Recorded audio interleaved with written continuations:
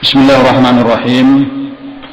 Alhamdulillah rabbil alamin wassalatu wassalamu ala asyrafil anbiya'i wal mursalin sayyidina wa maulana Muhammadin wa ala alihi wa sahbihi ajma'in, amma ba'd. Qala al-mu'allif rahimahullahu ta'ala wa nafa'ana bihi wa bi'ulumi fid dharain amin. Syahdan lagi bermula wajib atas tiap-tiap mukallaf, halaman 13 di atas. Syahdan lagi bermula wajib atas tiap-tiap mukallaf bahwa ia mengetahui akan hal ehwal Rasulullah sallallahu alaihi wasallam dengan sebagaimana yang telah dikhususkan oleh ulama akan kewajibannya itu dengan ikhtisar, yakni dengan pendek perkataan inilah ia. Bermula wajib atas tiap-tiap mukallaf beriktikad bahwasanya Nabi Muhammad sallallahu alaihi wasallam diberanakkan di negeri Mekah al-Musyarrafah yang mulia dengan beberapa pertunjukan daripada Allah taala akan kemuliaannya Nabi Muhammad sallallahu alaihi wasallam di waktu diberanakkannya oleh ibunya, dan terlalu elok putih rupanya dan terlalu baik perangainya dan tingkah lakunya dan terlalu banyak ibadatnya. Maka di masa lewat umurnya 40 tahun, maka dikaruniakan oleh Allah Ta'ala akan mi'raj Nabi Muhammad SAW di dalam satu malam dari Makkah ke Baitul Maqdis, lalu naik ke 7 lapis langit bersama-sama Jibril alaihissalam karena menerima akan segala perintahan Tuhan Azza wa Jalla kepada sekalian manusia dan sekalian jin. Sebagai lagi di masa umurnya 50 tahun, maka berpindah Rasulullah SAW ke negeri Madinatul Munawwarah, yaitu negeri mulia yang kedua.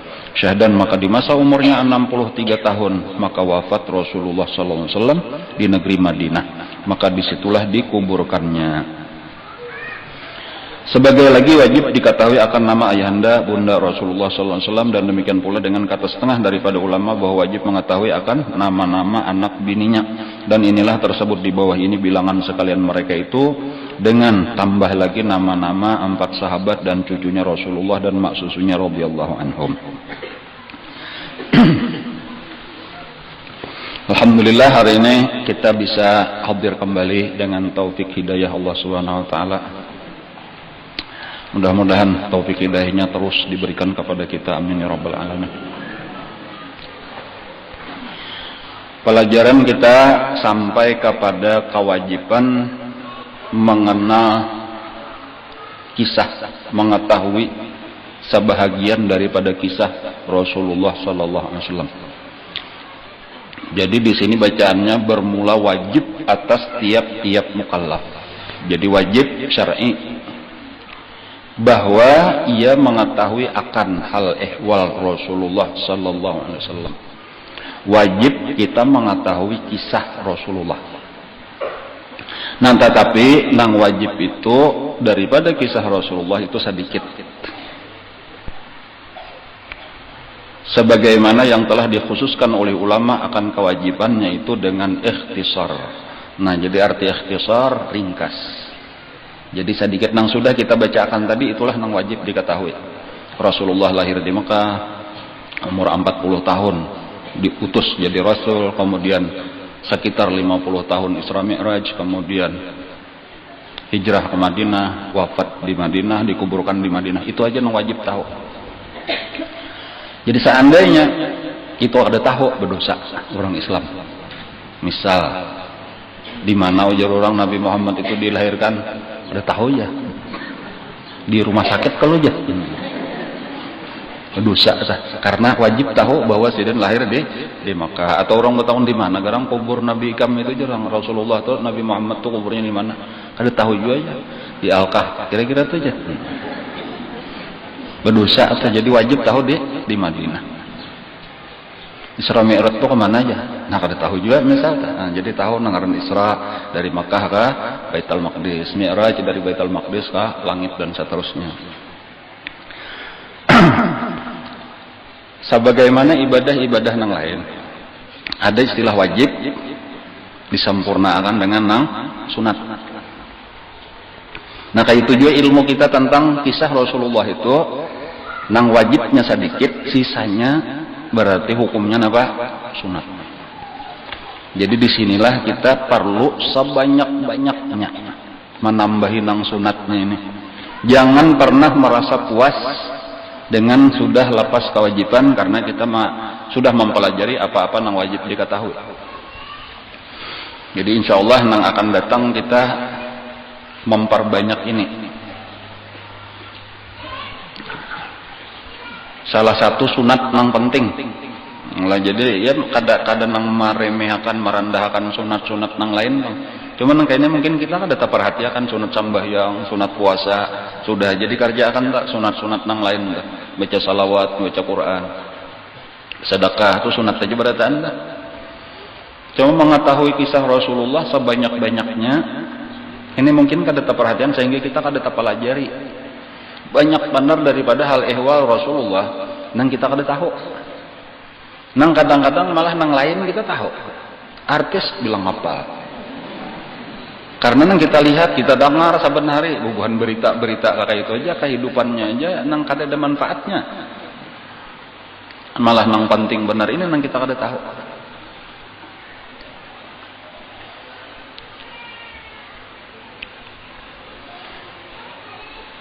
Jadi nang paling penting sabujurannya adalah di dalam hidup kita itu mengenal Rasulullah. Gasan apa garang? Nah kayak itu. Supaya bertambah-tambah terus cinta kita lawan Rasulullah. Jadi cinta itu kada kau bertambah kecuali dengan bertambah mengenalnya. Semakin kita banyak mengenal, semakin bertambahlah insya Allah cinta kita. Kepentingan cinta lawan Rasulullah itu kada kau dikisahkan lagi, itu yang paling penting di dalam hidup kita karena ukuran cinta lawan Rasulullah itulah ukuran iman. Sayyidina Umar radhiyallahu an pada suatu hari pernah datang kepada Rasulullah berucap kurang lebih ujar silin wahai Rasulullah, saat ini ulun mencintai pian lebih daripada ulun mencintai abah, mama, bini, anak dan lain-lain. Pokoknya pian sudah yang paling ulun cintai.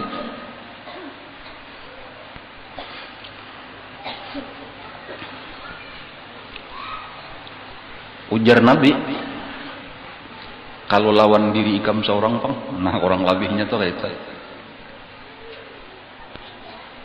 Illa nafsi allati baina jambayya, kecuali diri ulun nang berada di awak ulun. Ini memang nang paling ulun cintai. Sesudah diri ulun itu nomor satu pian. Ujar Nabi, iman ikam belum sempurna lagi wahai Umar. Sebelum aku ikam cintai lebih daripada diri ikam sendiri. Di dalam satu riwayat beberapa hari kemudian ada nang beberapa saat kemudian bebulik pulang Sayyidina Umar.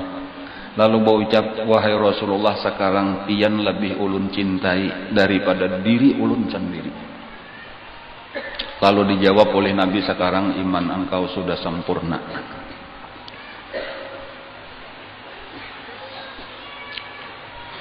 Kan itu tadi pentingnya cinta, kesempurnaan atau ukuran seberapa besar iman kita.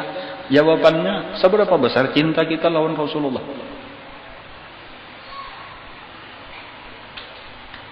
Tadi mungkin sebelum membaca apa tadi Pidatul Awam tadi pian mungkin ada yang melihat di TV tadi telah ulun anukan videonya ada kisah Uwais Al-Qarani itulah. Itu salah satu yang disebut oleh Nabi sebagai saudaraku. Nah, saudara. Kada pernah bertamu Rasulullah. Kayak itu kalau kisahnya dah. Tetapi disebut oleh Nabi sebagai saudaraku. Saudara oleh Nabi. Itu di antara penyebabnya itu kecintaannya kepada Rasulullah luar biasa. Jadi ada daripada umat Nabi nang dianggap oleh Nabi sebagai saudara sidin. Ujar Nabi, wa syauqah ila ikhwani. Alangkah rindunya aku kepada saudara-saudaraku. Alangkah rindunya aku kepada saudara-saudaraku. Ujar sahabat-sahabat Nabi, kami ini siang malam lawan pian wahai Rasulullah. Ujar Nabi, kalian ini adalah sahabat-sahabatku, bukan saudara-saudaraku. Saudara-saudaraku itu adalah orang yang tidak pernah berjumpa dengan aku, tetapi mencintai aku, rindu kepada aku. Di dalam satu riwayat itu seandainya ini berisian ya dunia seisinya lah, rela dihurupakan asal bertamu lawan Rasulullah. Kan itu hasil daripada cinta, maka itu tak. Dan ada orang-orang nang kakak itu, orang-orang nang kakak itu, kita usahakan kita menuju ke situ. Dan ini sabujurannya, nang dibimbing kita ini, dibimbing oleh guru kita tuh jalan kita jalan ini, jalan cinta kepada Rasulullah Sallallahu Alaihi Wasallam, nang disebut tariqul mahabbah. Ujar guru kita, tariquna tariqul mahabbah la ghair. Jalan kita ini ngarannya adalah jalan mahabbah, bukan yang lain. Bahkan la tariqul amal, bukan jalan amal. Bukan berarti kada beramal, kada. Tetapi amal itu sampingan lah. Kita beramal juga, tetapi bukan utama itu. Nang kita utamakan itu mahabbah. Seseorang akan dikumpulkan dengan orang yang dicintainya walau amalnya kada sama, walau lam ya'mal bi'amalihim. Jadi nang mengumpulkan kita dengan orang yang kita cintai itu karena cintanya tadi, bukan karena harus sama amal. Jadi di zaman inilah di zaman para kiamat sudah nah, beramal kita ini pengulir juga. Tapi kita beramal juga tuh, amal kita itu kada pernah baik kayak amal-amalan orang dahulu. Jadi lalu tapi jalan itu kada tertutup. Jalan untuk parak kepada Rasulullah, parak kepada Allah itu kada tertutup ada. Dan yaitu nang boleh jadi satu-satunya jalan lagi, wah ini boleh jadi tuh untuk kita tuh satu-satunya jalan lagi, yaitu jalan mahabbah. Alhamdulillah, amunnya kita bertamuan sudah tuh, artinya tahu jalannya tuh, tinggal kita membujurakan jalan ini aja. Nah, di antara caranya tadi untuk meningkatkan terus mahabbah kita kepada Rasulullah, itu banyak-banyak kita belajar, mempelajari kisah. Jadi insya Allah mulai hari ini dan seterusnya pengajian kita isinya kisah. Nah, akur benar pian, kalau perlu kitab kada usah dibawa lagi. Selama kurang lebih 10 bulan setengah sampai nisfu, artinya pulang dah menyada umur kisah Rasulullah aja kita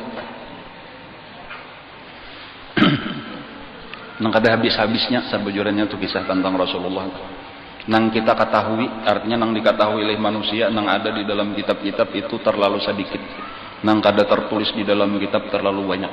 Kemuliaan Rasulullah itu kada ada batasannya, kada ada hinggaannya. Nah, jadi saya mampu-mampu kita lah mempelajari tentang kemuliaan Rasulullah.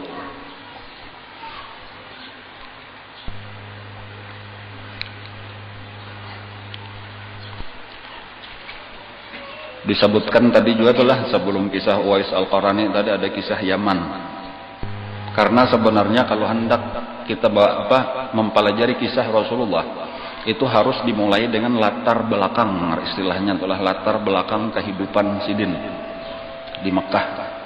Nang asal usulnya Mekah itu tanah kosong, jadi kada ada orangnya, bahkan rumput sabutik enggak kada ada.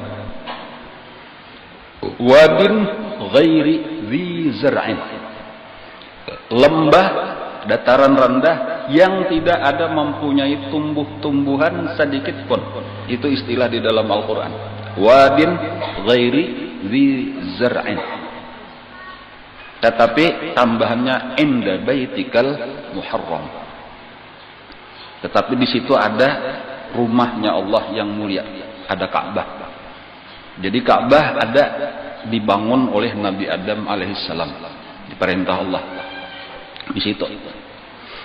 Sesudah berjumpa dengan Siti Hawa di padang Arafah.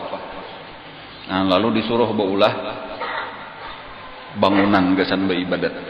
Nah itulah yang pertama-tama, inna awwala baitin wudi'a lin-nas, pertama-tama bangunan dibangun gasan beribadat. Nah ialah nang di Makkah, alladzi bi Bakkah. Tetapi itu hilang ketika ujar atau banjir Nabi Nuh, lalu hilang habis, tinggal pondasinya di dalam tanah. Nah itulah kayaknya nang dibangun oleh Nabi Ibrahim alaihissalam. Cuma kada ada orangnya lagi, manusia zaman itu kada tahu tuh berapa ribu tahun yang lalu, katalah zaman Nabi Ibrahim ya. Kosong, bahkan sebelumnya itu kosong karena memang kada ada apa-apa. Banyu kada ada, tumbuh-tumbuhan kada ada, binatang pun adalah binatang lah. Kadanya ada apa nang dimakan, apa nang diminum, jadi dasar padang pasir tandus, kada ada apa-apa. Manusia di mana? Di Yaman. Nah, jadi Yaman itu paling selatan. Jadi paling selatan itu Yaman, di tengah-tengah itu Makkah dan sekitarnya, termasuk Madinah dan seterusnya. Terus ke utaranya lagi, nah disitulah kayaknya pelanang ada, jadi kosong, tengah-tengahnya kayaknya di ujungnya itu Syam ngarannya, di bawahnya Yaman, di atasnya Syam. Tetapi kalau orang Syam itu lain Arab, jadi nang orang Arab itu adalah orang Yaman. Jadi orang Syam itu lain orang Arab. Nah apakah ngarannya tak? Orang Syam Tipang lain Arab, bahasanya lain, bahasanya Ibrani. Adapun Arab yang di bawah di Yaman itu bahasanya bahasa Arab. Sebelum Nabi Ibrahim itu nabi-nabi di Arab. Jadi Nabi Hud, Nabi Saleh itu di Arab, itu di bawah. Nah mulai Nabi Ibrahim lah nang menjadi nabi di negeri Syam, itu di Syria ya. Dan zuriat Nabi Ibrahim itu anaknya di Syria. Jadi Arab pamulaan itu itulah, jadi kita jauh sebelum Rasulullah kisahnya, nah supaya kita lebih mengenal, lebih masuk ke dalam kisah Rasulullah atau tahu suasananya, lingkungannya, keadaannya. Asalnya Makkah kosong, supaya itu kada ada apa-apa. Nah, lalu manusia itu nang ada di Yaman. Disitulah nabi-nabi nang diutus Allah sampai wahini nang masih ada dan diziarahi orang diawali setiap tahun itu Nabi Hud di Hadramaut. Jadi kalau pian ke Hadramaut itu biasa itu kayaknya dibawa ziarah ke kubur Nabi Hud alaihissalam. Kaum sidin disebut kaum Samud. Banyak di situ kaum nang terdahulu tuh di dalam Al-Qur'an ada Iram, ngarannya itu disebut Iramadatil Imad lam allati lam yukhlaq mislaha fil bilad. Di situ juga kisah Nabi Saleh tadi dengan untanya. Makmur, kaya raya negaranya Bahari. Karena di situ ada satu bendungan yang disebut bendungan Ma'rib. Jadi lalu tanahnya subur. Tetapi fakafarat bi an'amillah. Lalu imbanya kayak itulah rata-rata manusia bila sudah makmur, maksiat, kafir, lalu disiksa oleh Allah. Jadi di antara siksaan yang terjadi pada zaman itu salah satunya adalah yaitu hancurnya bendungan Ma'rib. Saddu Ma'rib tadi, jadi bendungan itu hancur. Jadi tenggelam pertama mulaannya banyak itu banjir bandang. Gara-garanya Allah Ta'ala luar biasa kuatnya gonalnya bendungannya itu. Nang hancurnya apa? Tikus. Ajaib. Hancur. Tikus saja tentara Allah Ta'ala tuh menghancurkan. Lalu bobol bendungannya. Dan jadi banyak matian. Sesudah mati kebanjiran apa? Kakaringan, kemarau.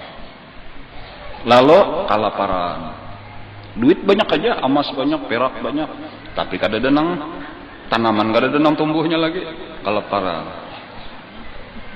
Nah, kayak itulah kisahnya. Itu kisah nabi-nabi nang terdahulu tuh, umat-umat nabi terdahulu.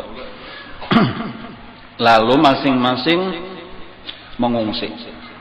Jadi masing-masing kepala keluarga itu membawa pindah. Nah jadi disitulah terpecahnya, asalnya berkumpul di Yaman lalu pindah. Ada nangka Irak pindahnya, ada nangka Syam, ada. Nah salah satu daripada suku nang berpindah itu adalah disebut Bangaran Bani Jurhum. Nah, jadi Bani Jurhum itu pindah mencari tempat nang ada banyu, kemudian ada kawa usaha. Bertepatan kurang lebih dengan perjalanan berangkatnya Bani Jurhum dari Yaman menuju ke utara. Belum tahu lagi kemana tujuannya. Pada saat itulah Nabi Ibrahim alaihissalam itu membawa bini Sidin Siti Hajar dengan anak Sidin nang masih bayi Nabi Ismail alaihissalam atas perintah Allah subhanahu wa ta'ala diletakkan di samping Ka'bah nang cuma pondasinya aja deh. Pondasinya pun ada di dalam tanah. Jadi kata kalian cuma, jadi itulah nang ujar Nabi Ibrahim alaihissalam di dalam Al-Quran, Rabbi inni askantu min dzurriyyati biwadin ghairi zi zar'in inda baitikal muharram. Sementara bini nang saikong itu ditinggal di Palestina, ngarannya Sarah. Belain berdua nih lain benar. Sarah itu wanita paling cantik. Adapun Hajar itu budak. Lawas kawin kada beisian anak. Lalu Siti Sarah juga nang menyuruh, amun anu gagawayan pian kawine si galuh nah. Mudahan pian dapat zuriat. Ayo ujar Nabi Ibrahim. Lalu dikawini, lalu beisian anak, suka benar. Sekali sudah melihat orang beranak, cemburu. Di sekalinya ketika juga, nah itulah nang Allah menyuruh pisah tadi, sudah pisah. Kayak itu kisahnya tuh, kayak itulah keadaannya.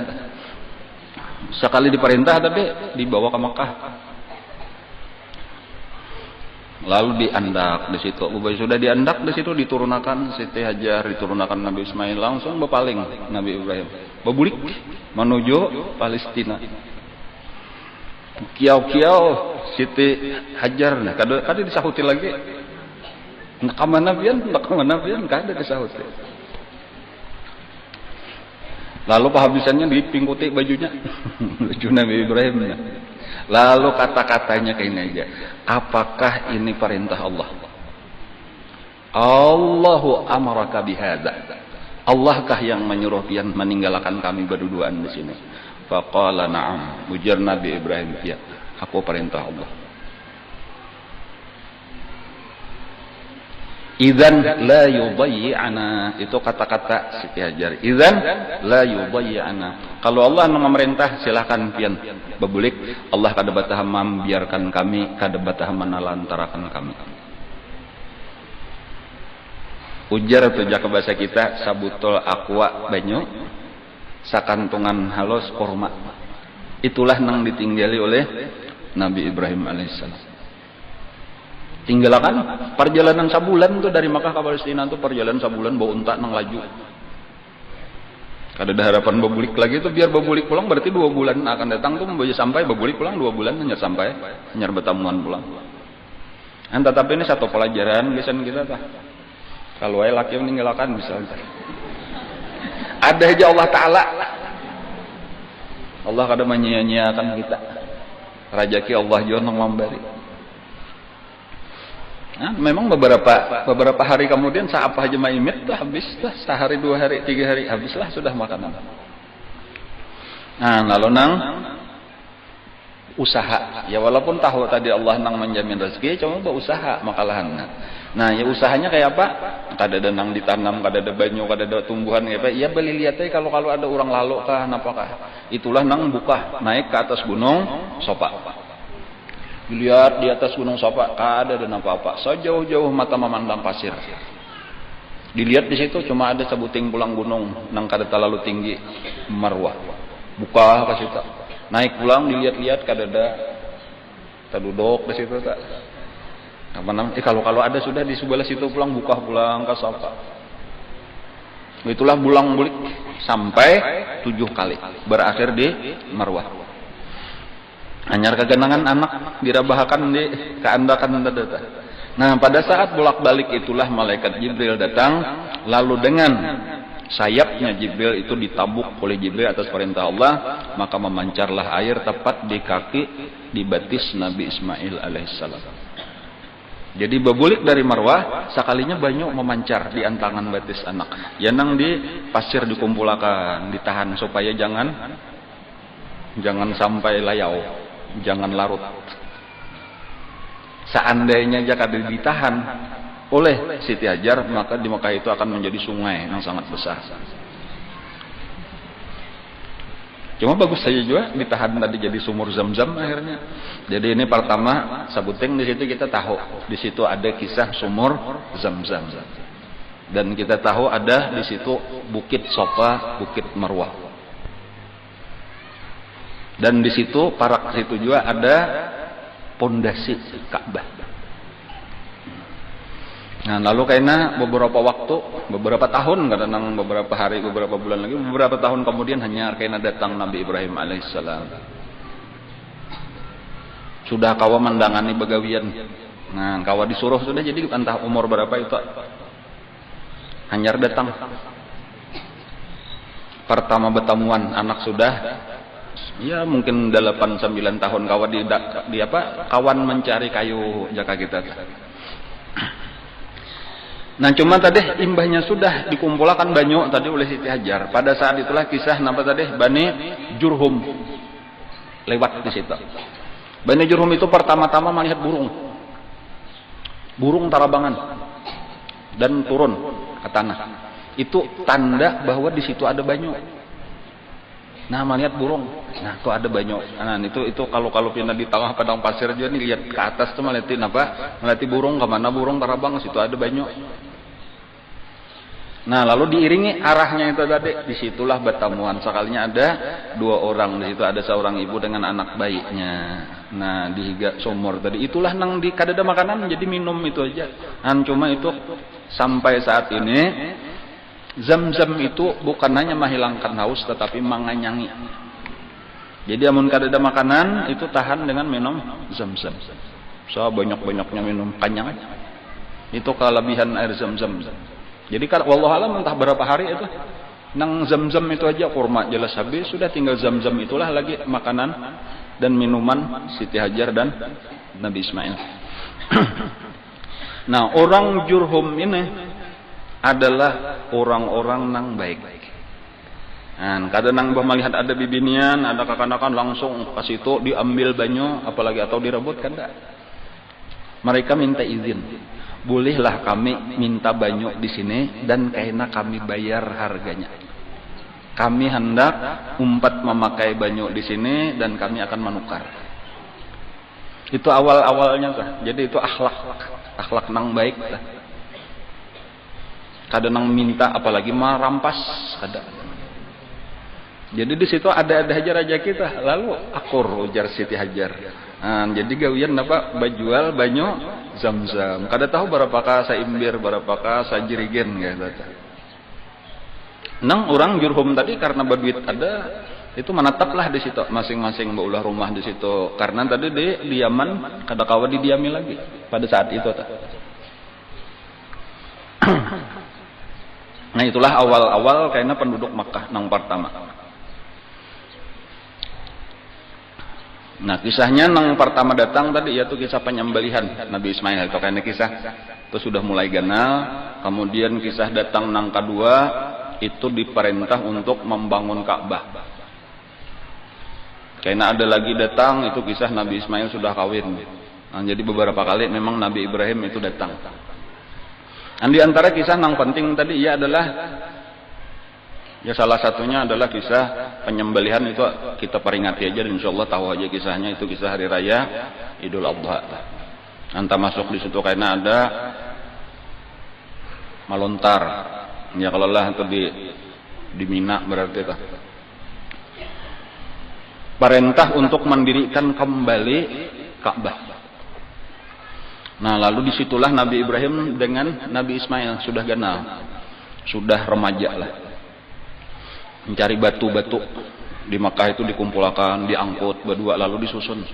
Itu keistimewaan daripada ilmu orang Palestina, orang Syria atau orang Syam, maulah bangunan dari batu. Jadi bangunan dari batu itu adalah keterampilan yang datang dari negeri Syam. Adapun orang Yaman itu kalau baulah bangunan itu dari tanah, kabisanya. Kada bisa baulah dari batu. Jadi itu bedanya orang Yaman lawan orang Syam. Jadi nang membangun Ka'bah itu ilmu datang dari Syam, dari Palestina. Karena bila kata-kata Syam itu ya tadi berarti adalah Palestina, kemudian Lebanon, kemudian Syria, kemudian Jordan. Kalau ini 4 negara.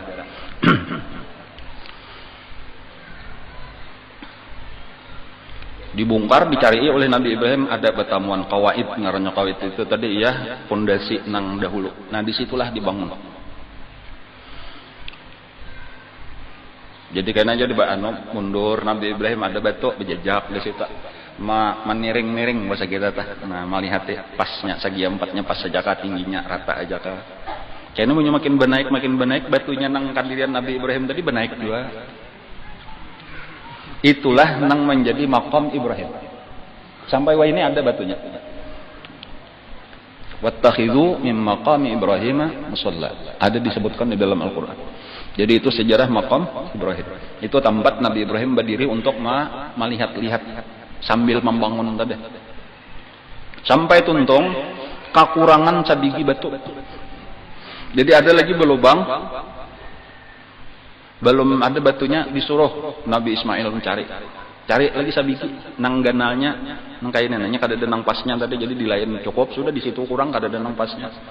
Mencari Nabi Ismail tak keliling sampai jauh. Ada lagi nang pas ukurannya dah. Babulik pada bah kada ada bah. Ujar Nabi Ibrahim sudah ada.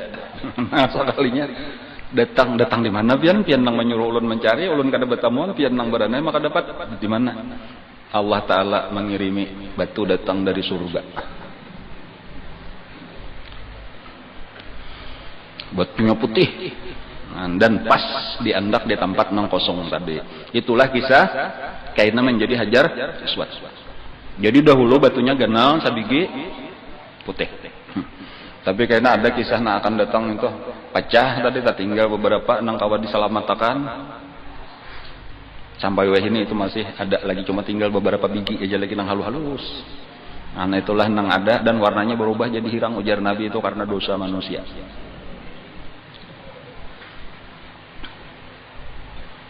Jadi kada kira-kira bahari kada Hajar Aswad telah putih telah. Hajar Abyad. Nah itu kisah tak, jadi makin tahu kita kayak itu kisah Hajar Aswad, itu kisah Ka'bah, itu kisah sumur Zam-Zam, itu kisah maqam Ibrahim, Safa, Marwah. Nah sementara di Palestina sekalinya Siti Sarah meminta kepada Allah supaya diberi anak, lahirlah juga di situ anak, yaitu Nabi Ishak alaihissalam.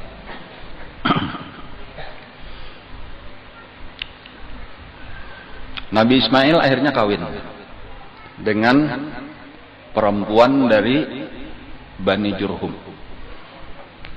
Kisahnya sampai 2 kali kawin. Nah, gitu. Kawin nang pertama dengan bibinian nang penyarikan. Pemamayan.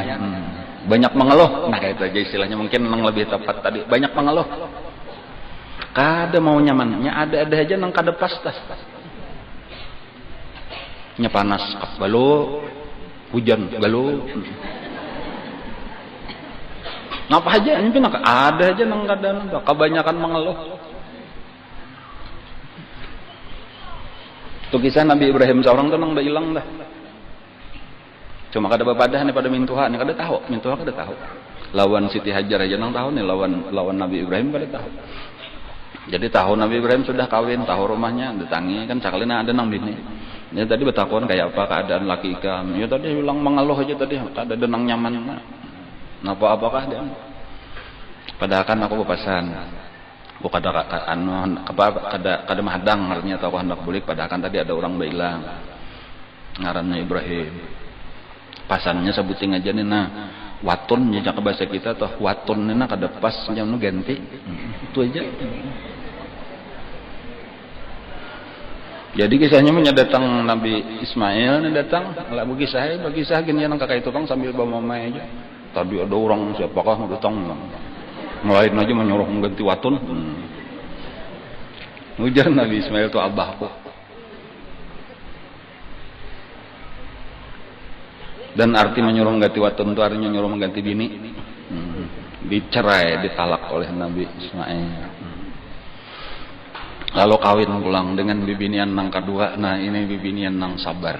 Nah ini pelajaran aja kesan kita nah. Kita nih hendak watun pertama, watun kedua. Jadi jangan banyak mengeluh. Nyenangaran dunia ini kada denang nyamannya. Dunia ini daru balwa. Ada aja kaluhannya tuh ada nyenang kada ada kaluhan tuh di surga. Banyak berduit misalnya tulah hendak bagi orang yang kada banyak berduit. Punya sudah banyak berduit itu apa-apa kah kaluhannya? Alih aja banyak berduit ini maling belum. Orang hendak berhutang ke sini aja minta sumbangan ke sini. Muyak benar. Nya kada denang nyamannya, susah kada nyaman juga, sugih kada nyaman juga.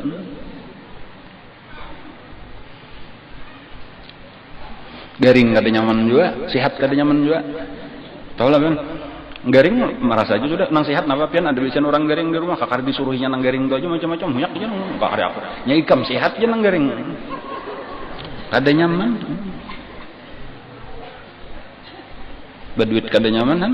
Kada baduit kada nyaman, sehat kada nyaman, garing kada nyaman. Bungul kada nyaman, alim kada nyaman. Kakari didatangi orang macam-macam nah apa-apa pintaan, takunan. Bungul tapi kada nyaman juga, sarap kada tahu. Walhasil ad-dunya daru balwa. Dunia ini kada nyaman. Dan jadi nang ada apa sudah tarimalah apa adanya sabar ya kalaulah ketika kita dapat bala syukur ketika dapat nikmat ridha dengan apa nang ditentukan. Nah kayak itulah keadaan bini Nabi Ismail nang kedua. Jadi bila masalah kekurangan ya kada apa-apa biasa aja lah nang ngaran. Hidup di dalam dunia ini ada takana di atas, ada takana di bawah, ada takana banyak rezeki, ada takana kurang. Kayak itulah dipandiri oleh Nabi Ibrahim nih pina syukur aja nang ada tadi tuh menyukuri apalagi beisian laki nabi padakanlah aku kada mahadang padakan lawan laki ikam aku bilang satu mat aja ngaranku Ibrahim watun ini bagus banget jangan diganti-ganti lagi itu aja pasang watun bahasa kita telah kalau di dalam kitab tuh atabatul bab atau batul bab itu bahasa kapuh waton.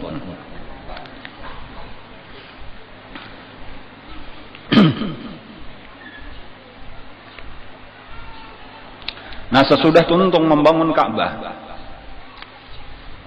turun perintah daripada Allah Subhanahu wa taala supaya Nabi Ibrahim naik ke atas Ka'bah memanggil manusia untuk berhaji.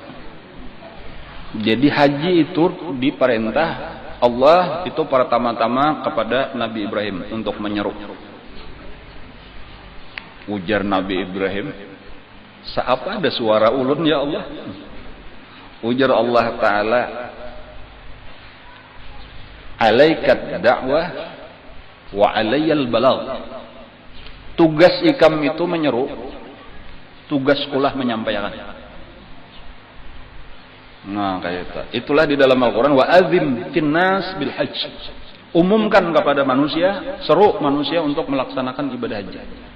Dan langsung Allah nang menjamin ya tuka rijalan. Mereka akan datang bajalan batis. Wa ala kulli dhamir dan yang berkendaraan. Jadi ada nang bajalan batis, ada nang batunggangan.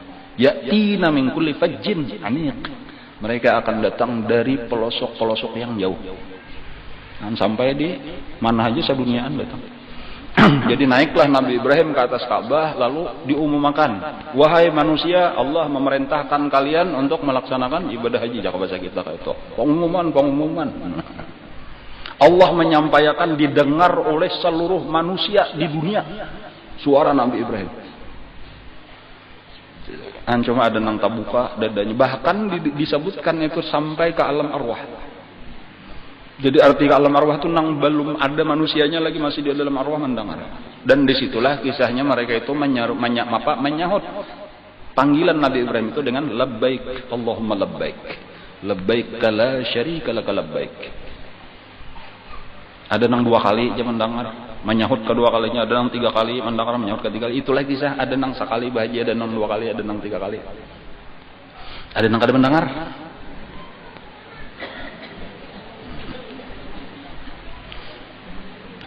Dan kita mendengar dan menyahut. Cuma kadang-kadang nang diwajibkan beritaan bang nang mampu aja itu. Cuma kayak itu kisahnya atau kisah kewajiban haji itu. Jadi Nabi Ibrahim tadi nang menyeru. Lalu mulai saat itulah berbondong-bondong kurang datang. Lalu Nabi Ismail lah nang melayani. Jadi Nabi Ibrahim boleh pulang ke Palestina, Nabi Ismail lah nang melayani orang haji. Disiapakan diantaranya minuman. Jadi panitianya Nabi Ismail menyiapkan minuman dari air zam-zam tadi. Jadi gratis, ambilnya haus minum. Sampai begini, nilainya kita tawaf main apa-apa di dalam Masjidil Haram itu, di luar nangaran zam-zam itu terus siap dan gratis sampai begini.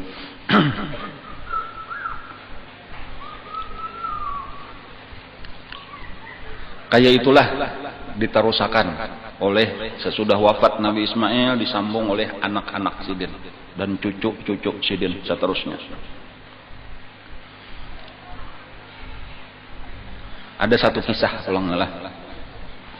Ada 2 orang, laki-laki dan perempuan, saling jatuh cinta. Tetapi terhalang karena orang tua perempuannya ini kada merestui. Kayak itu. Kedua-duanya orang Yaman. Kada tahu penyebabnya nih lah, kada tahu. Walas kada tahu. Nah, lalu berdua ini berjanji kita kayaknya bertamuan waktu berhaji.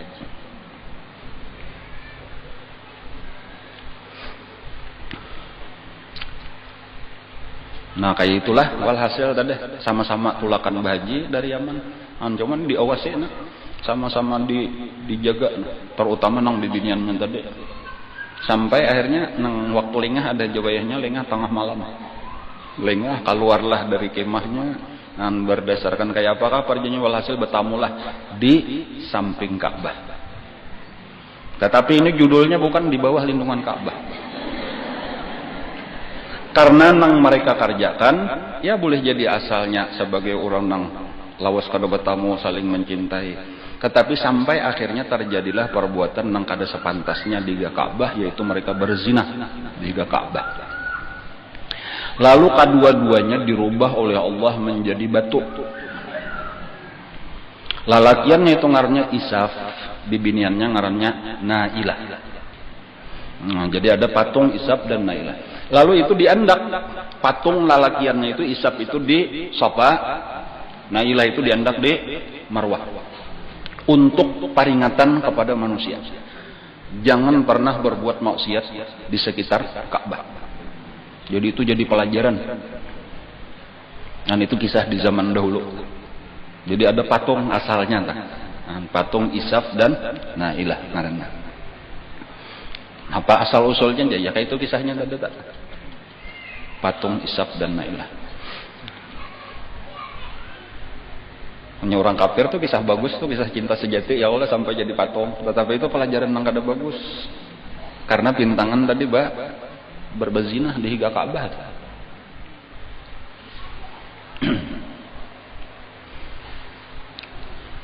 Ini kisahnya bersambung lah. Belum lagi tanya lah, masih belum sampai lagi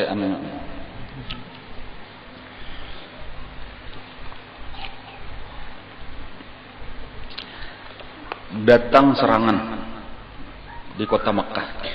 Nah, jadi nengaran Mekah ini sudah maju, sudah menjadi kota besar, ekonominya maju, tadilah karena orang-orang bahaji terus lalu jual beli di situ terjadilah menjadi kota nang makmur. Nah, ada suku di luar Mekah itu nang hendak menguasai Mekah. Nah, lalu diserang, terjadi peperangan. Nang ngarannya Bani Khuza'ah. Bani Khuza'ah ini asalnya sama-sama datang dari Yaman juga. Nah, cuma di luar Mekah berdiam. Nah, lalu melihat Mekah, asalnya kada kepingin di Mekah lagi tandus, semuanya sudah makmur, kepingin menguasai Mekah. Lalu terjadi peperangan, nang akhirnya menang Bani Khuza'ah, lalu suku Jurhum itu binasa. Tetapi itu sesudah ditinggalkan oleh Nabi Ismail beberapa waktu. Jadi generasi di bawah Nabi Ismail. Jadi anak cucu Nabi Ismail itu mengalami serangan dari Bani Khuza'ah. Pemimpinnya itu Bangaran Amr bin Luhai. Itu karena terkenal, Amr bin Luhai itu terkenal di dalam sejarah Islam. Jadi tahu kita siapa itu Amr Amr bin Luhai. Itu adalah orang yang merebut Mekah sesudah Jurhum, berasal dari Bani Khuza'ah. Lalu inyalah menjadi penguasa Mekah, orangnya sugih. Jadi kalau dahulu itu sekadar minuman nang disediakan, sesudah inya berkuasa, inya wani memberi makanan gratis kepada orang bahaji. Mau itu hebatnya pulang tuh dari sisi itu tuh. Dan ini beserta keturunannya, Khuza'ah itu ujar telah menguasai Mekah itu hampir 500 tahun. Berikutnya itu Mekah itu dikuasai terus menerus oleh Bani Khuza'ah. Nah, salah satu peristiwa yang terjadi sebelum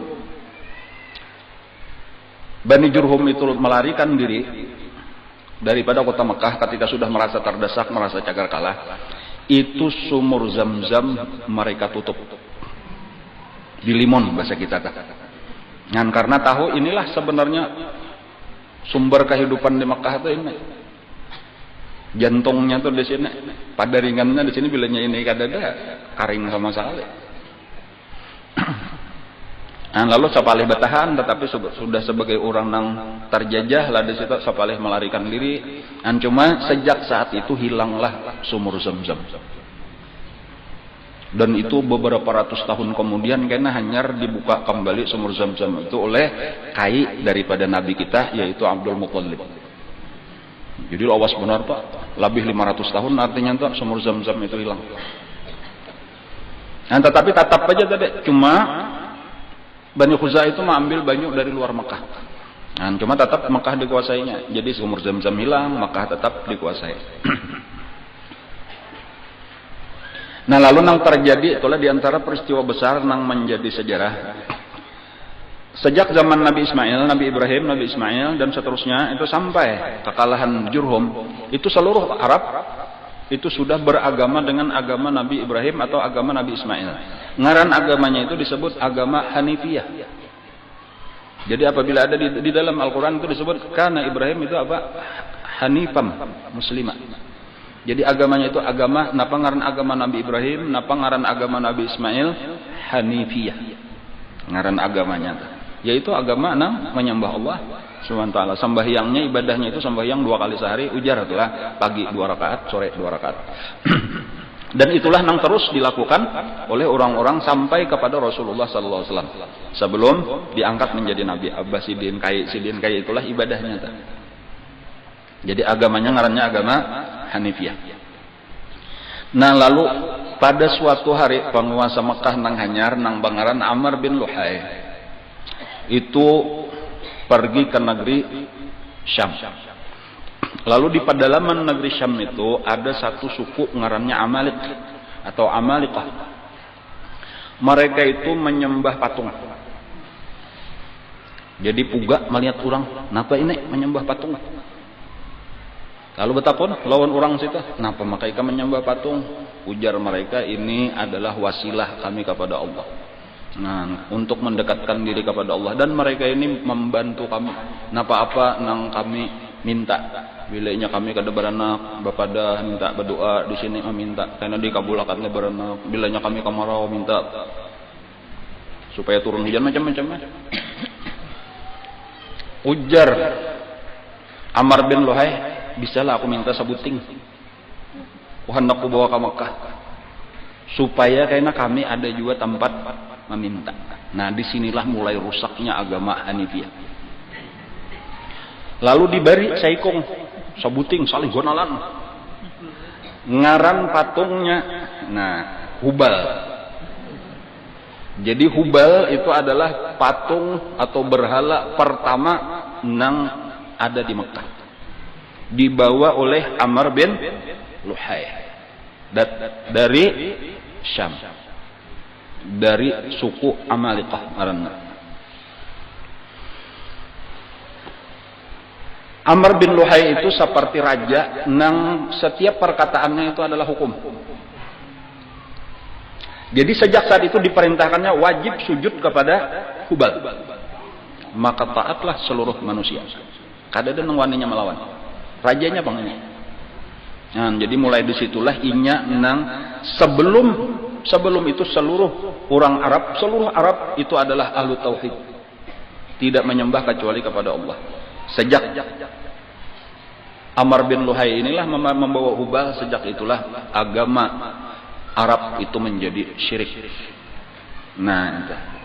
Makanya Nabi kita itu karena di dalam salah satu hadis beliau ujar Nabi, ra'aitu Amr bin Luhayyin yajurru am'aahu finnar. Aku dilihatkan Allah Amr bin Luhai, padahal itu 500 tahun 600 tahun sebelum Rasulullah. Aku melihat nangaran Amr bin Luhai itu menyeret-nyeret paparutannya di dalam neraka. Jadi paparutannya tap air, kayak itulah jalan-jalannya di dalam neraka. Karena inyalah awal-awal nang merusak agama Nabi Ibrahim.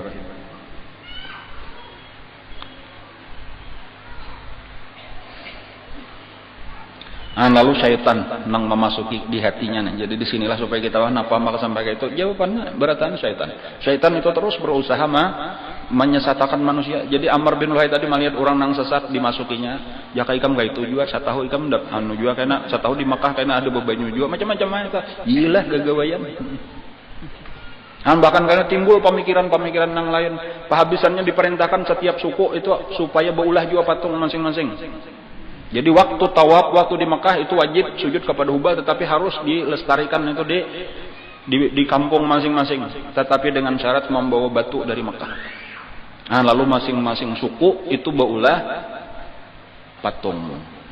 Nah disitulah di dalam Al-Quran itu lengkap aja, cuma ulun nang kada hafal ini suku ini napa ngaran anunya. Misalnya itu kalau orang Yaman itu patungnya itu ngarannya Nasar, orang Irak itu ngarannya Suwa. Ada Yawus, ada Ya'uq, itu macam-macam itu. Banyak ngaran-ngaran anunya patungnya atau masing-masing nang berasal dari Mekah. Batunya berasal dari Mekah. Jadi itulah awal-awal syirik, awal-awal penyembahan berhala.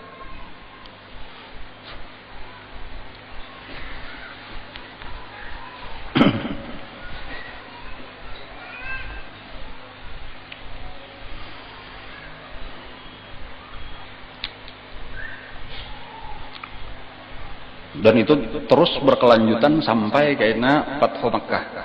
Fathu Makkah itu ketika Nabi kita memasuki kota Makkah. Nah, lalu pada saat Nabi mau memasuki Makkah, itu di sekeliling Ka'bah itu ada 360 patung.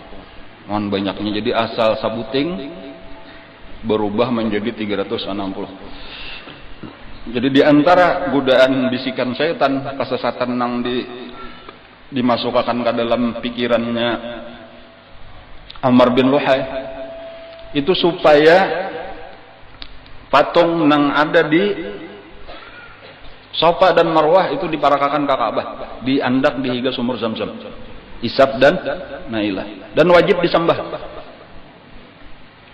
Cuma nya kada tahu lagi kisah bahari bahwa ini orang jahat nang diulah contoh sebagai contoh nang kada baik nang jangan ditiru, tetapi malah disuruh sambah juga, jadi sujud juga di hadapan patung Isa, di hadapan patung Nailah.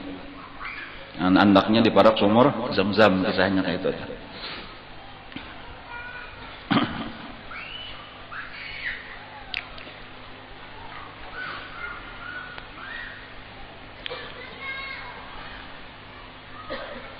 Sambung lagi lah kisahnya lah, tarusakan lagi lah. Kisah di lain pulang. Temannya bersambung aja nih. Nya luas pang kisahnya nih, Arab luas.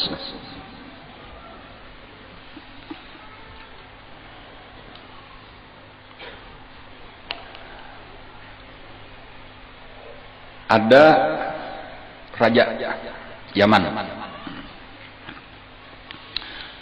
Raja Yaman itu gelarnya Tubba. Jadi kalau raja di Yaman itu gelarnya Tubba.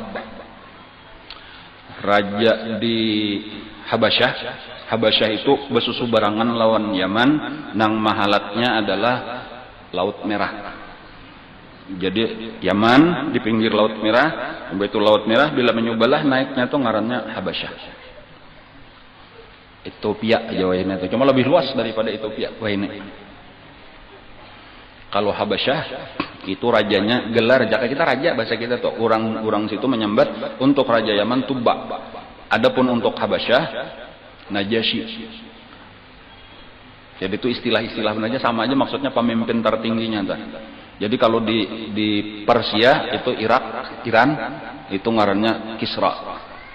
Dan kalau di atas sama sekali tadi di negeri Syam itu ke atas itu sebenarnya Romawi, itu ngarannya Kaisar. Kalau di Mesir itu ngarannya Muqawqis. Itu istilah-istilah aja tuh. Pada suatu hari, nah raja ini pemimpin lah, kadang nang raja nang kayak kita nah. Pemimpinnya orang nang paling berpengaruhnya nang berkuasa di situ itu pepergian ke negeri Syam. Nah, urusan bisnis, berdagang. Anaknya ditinggal di Yasrib. Jadi bertamu satu kota Madinah karena akan datang, itu ngarannya waktu itu masih Yasrib. Ternyata di situ banyak sudah manusia. Banyak orang diam di situ, ada pasar juga, lalu ikam nakai tinggal di sini aja, ikam berjualan di sini. Abah aja nang tarus ke negeri Syam. Ujar kayak itu itulah. Sesudah berjualan di negeri Syam, bulik menyinggahi anak dahulu di Yasrib di Madinah, ternyata mendapat berita bahwa anaknya ada tahwal lawan orang Madinah, bakal lahir dan mati dibunuh. Anak Raja Tubba. Maka menyiapkanlah pasukan. Nah, kita berperang lawan orang Yasrib. Bawalah pasukan yang banyak datang dari Yaman. Lalu terjadilah peperangan. Nah, di antara keajaibannya peperangan antara Raja Tubba dengan penduduk Yasrib. Siang hari berperang, itu kayaknya malam istirahat. Itu orang-orang Yasrib itu mengatari makanan dan minuman kepada Raja Tubba dan tentaranya. Jadi kayak itu akhlak ngarannya itu di antara keajaiban akhlak orang Madinah tuh ya. Jadi itu bakalahi masalah tamu, kebiasaan kami menjamu. Kada mau kalaparan bamalam parut kosong. Kebiasaan kami siapapun yang ada di sini kami beri makannya selama ada. Bila kami kada menjamu berarti di rumah kami kada ada makanan apa-apa. Karena siang kita bakalahi pulang bahasa. Itu ajaib kelelah. Dan itu akhlak dan kayak itulah akhlak orang-orang Madinah, orang-orang Arab secara umum tuh kita.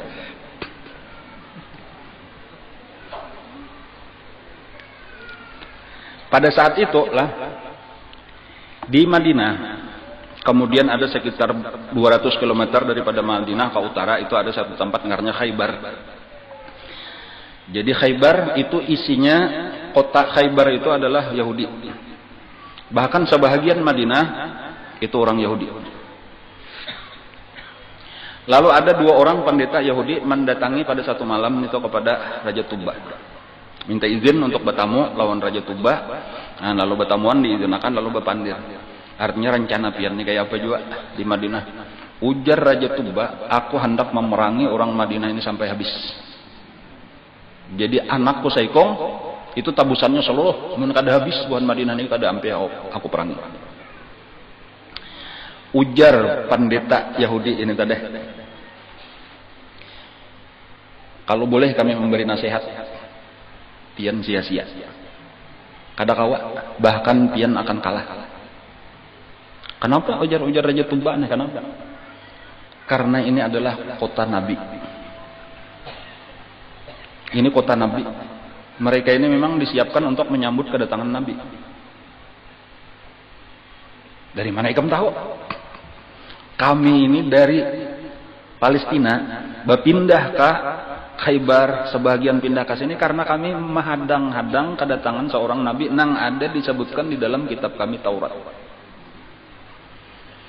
Jadi itulah apa kisah di Madinah itu ada Yahudi, itu karena memang mereka di dalam Taurat itu dipadahkan kayaknya di akhir zaman itu akan lahir seorang Nabi akhir zaman, lahir di Mekah, pindah ke Madinah, ngarannya Muhammad, itu lengkap ciri-cirinya. Jadi itulah nang jauh-jauh sebelum kedatangan Rasulullah, cuma kada tahu wayah apanya dah. Jadi itu di zaman Raja Tuba tadi tuh sudah ada di situ orang Yahudi. Dan bahkan akhirnya Raja Tuba ini memeluk agama Yahudi.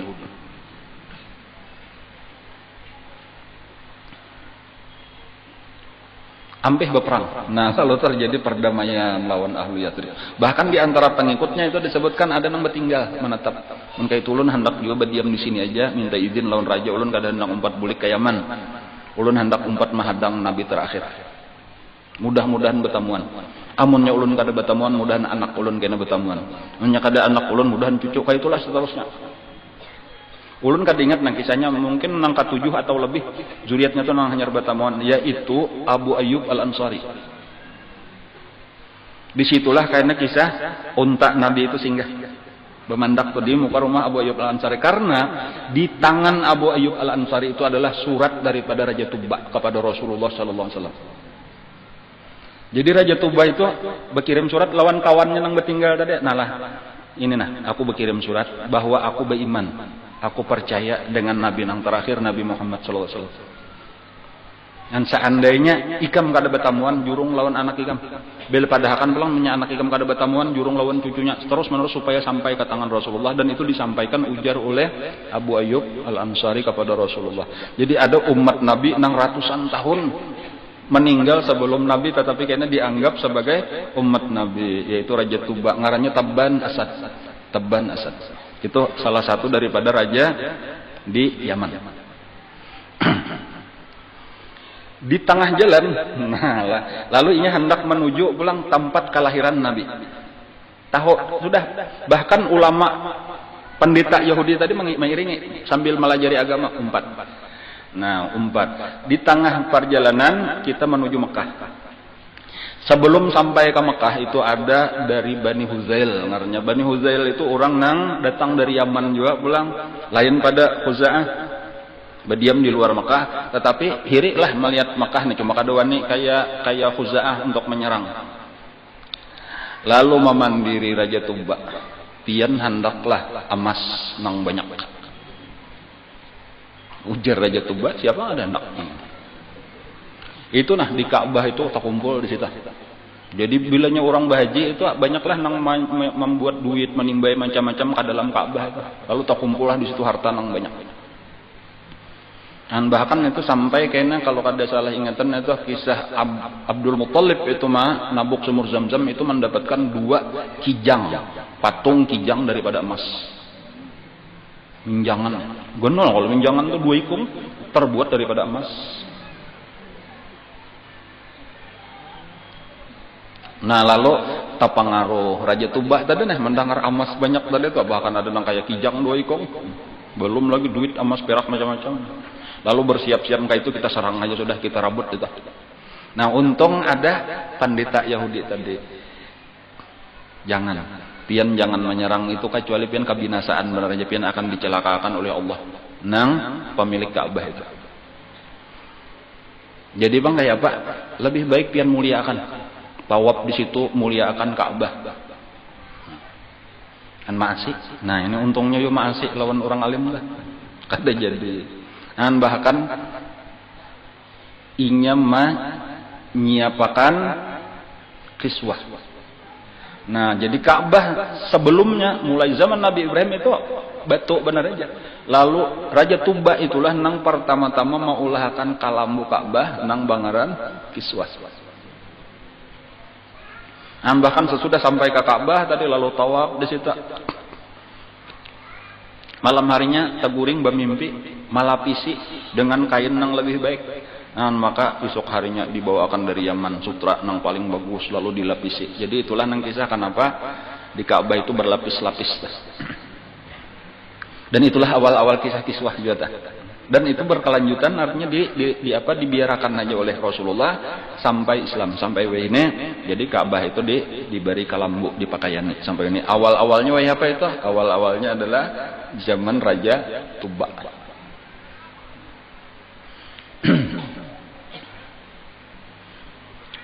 Bulik ke Yaman.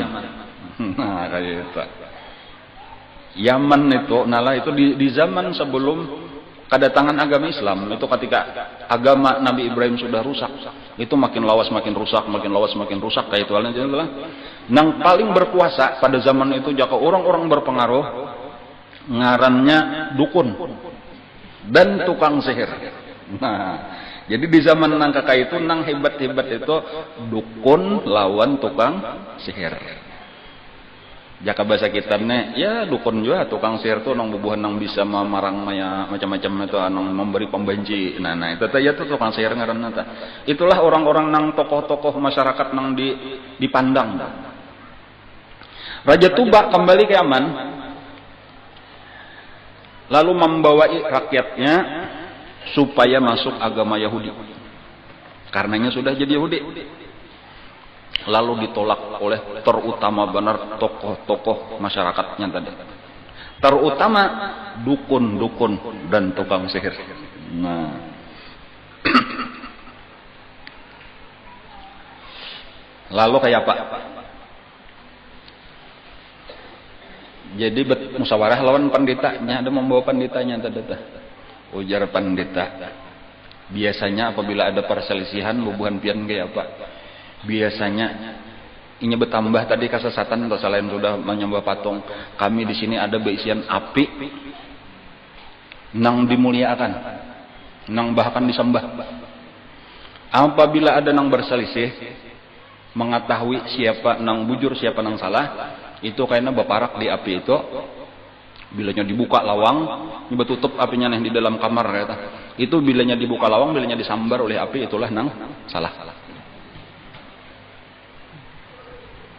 Jadi ujar pendeta kayak itu, ayo ulun aja sudah lawan bubuhan dukun, lawan tukang sihir itu nah.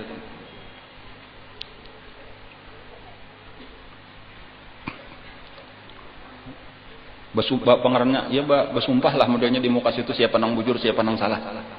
Siapa nang disambar api, siapa nang kada. Ayo ujar pendeta, bubuhan apa dukun-dukun siap. Nah, maka berdirilah di muka dua pintu. Nah, lalu ketika dibuka kedua pintunya, api langsung menyambar bubuhan apa? Bubuhan dukun. Bukan dukun kada. Lalu dikira oleh raja. Ujar raja kada boleh buka. Raja berbulik pulang. Nah, lalu balik. Pokoknya apapun yang terjadi bertahan. Nah, lalu ditutupnya takutan benar sudah sekali amba disambar ini mudahan sampai sebelah pulang. Bebaya dibuka disambar pulang oleh api bubuhan dukun tadi. Maka matianlah dukun-dukun tadi. Nah, maka sejak saat itu orang Yaman masuk agama Yahudi. Nah, jadi Yahudi itu asalnya di Palestina. Yahudi itu agamanya Nabi Ishak. Jadi Israel itu adalah gelar Nabi Ishak.